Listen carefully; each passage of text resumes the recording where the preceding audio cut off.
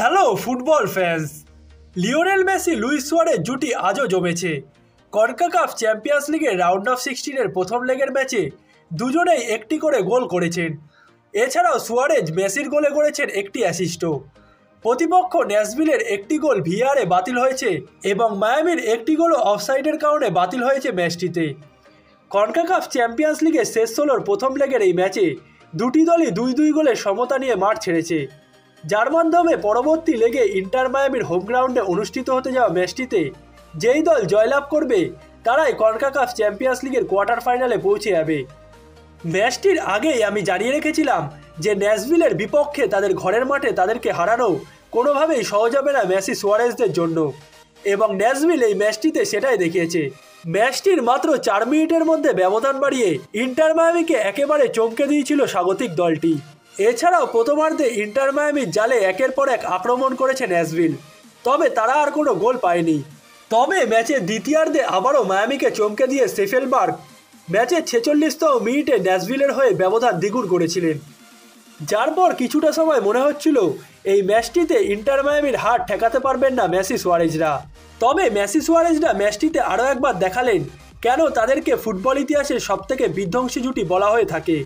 তাদের নৈপুণ্যে এই ম্যাচটিতে ড্র নিয়ে মাঠ ছাড়তে পেরেছে ইন্টার মায়ামি। তাদের দুটি কামব্যাক করা গোলেই এই ম্যাচটিতে 2-2 গোলে ড্র পেয়েছে মায়ামি। ডিবক্সের বাইরে থেকে 52 মিনিটে সুয়ারেজের পাস ধরে জোরালো শটে মেসি বল জালে পাঠান, যার মাধ্যমে ম্যাচে সমতায় ফেরার আভাস দেয় মায়ামি। ব্যবধান কমানো গোলটি পাওয়ার পর ন্যাশভিলের রক্ষণে আক্রমণের ঢেউ নিয়ে আছড়ে পড়েন মেসি সুয়ারেজ বুস্কেসরা। ম্যাচটিতে বল পজিশন থেকে শুরু করে আক্রমণে প্রায় সব কিছুতে ইন্টার মায়ামি ন্যাশভিলের থেকে দ্বিগুণ পরিমাণে এগিয়ে ছিল। তবুও ম্যাচটিতে শেষ পর্যন্ত হারের সংখ্যায় পড়ে গেছিল মায়ামি। তবে ম্যাচের একেবারে শেষ মুহূর্তে যোগ করা সময়ের 5 মিনিটে ডান প্রান্ত থেকে বুস্কেসের ক্রসে দুর্দান্ত এক হেডে বল জালে পাঠিয়ে মায়ামিকে ড্র এনে দেন সুয়ারেজ, এবং মেসি সুয়ারেজের বিধ্বংসী জুটিতে ইন্টার মায়ামি এই ম্যাচে ড্র নিয়ে মাঠ ছাড়তে পেরেছে। কনকাকাফ চ্যাম্পিয়ন্স লিগের এই ম্যাচটির দ্বারাই ইন্টার মায়ামির নতুন সাইনিং আর্জেন্টাইন মিডফিল্ডার ফেদেরিকো রেডন্ডোর অভিষেক হয়েছে। ম্যাচটিতে তিনি মায়ামি শুরুর একাদশেই ছিলেন এবং অতিরিক্ত সময় বাদ দিয়ে তিনি পুরো ম্যাচটিতেই খেলেছেন।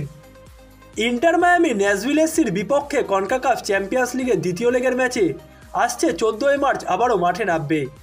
এই ম্যাচটি ইন্টার মায়ামির হোম গ্রাউন্ড ডিআরবে পিএনকে স্টেডিয়ামে অনুষ্ঠিত হবে, এবং সেই ম্যাচেও নজর রাখতে হবে মেসি সুয়ারেজদের ওপরই, কারণ ইন্টার মায়ামির ডিফেন্সের বর্তমানে যা অবস্থা তাতে মেসি সুয়ারেজই এখন দলটির মূল ভরসা, এবং শুধুমাত্র তারাই জ্বলে উঠলে ইন্টার মায়ামি কোয়ার্টার ফাইনালে যেতে পারবে।